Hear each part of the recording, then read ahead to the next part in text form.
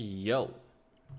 Valve just announced that they will be now using the ELO method for calculating the MMR of Lords players.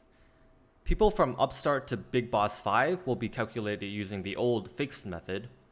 Lords MMR will be calculated by ELO. It's used in this formula, as you can see.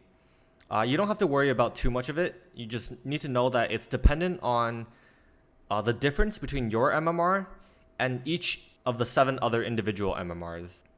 And what this does is, if you are in a lobby with harder players, it'll be easier for you to gain more MMR and it'll be harder for you to lose MMR. Whereas if you're in an easy lobby, it'll be harder for you to gain MMR and easier for you to lose MMR.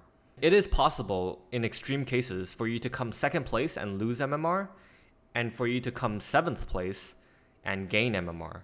So let's take a look at some examples using the table that Valve gave us. Bebe is about 5,000 MMR higher than me, so let's imagine a game where it's Bebe plus 7 versions of me. Then we would be looking at this row where for Bebe, he would need to come first in order to only gain 11 MMR. But if he came 2nd or worse, he would lose 19 or more MMR. This is really harsh for putting him into an easy lobby of 7 versions of me. Now let's look at the other hand. If I was put in a lobby with 7 Bebes, then it would be very easy for me to gain MMR. If I came 7th place, I can gain 19 MMR. That's so good. I just have to not come last, and I can gain a lot of MMR. So if I'm put in a very hard lobby in the ELO system, there's a lot for me to gain by beating these hard players. So newly minted Lord players at 7.6k MMR will get readjusted directly to 15k MMR. This gives more room below the newly minted Lord for really bad Lords. So now you can distinguish between okay Lord players and really bad players, whereas before they would both be sitting at 7.6k MMR. The current existing Lords will be adjusted to the new 15k system.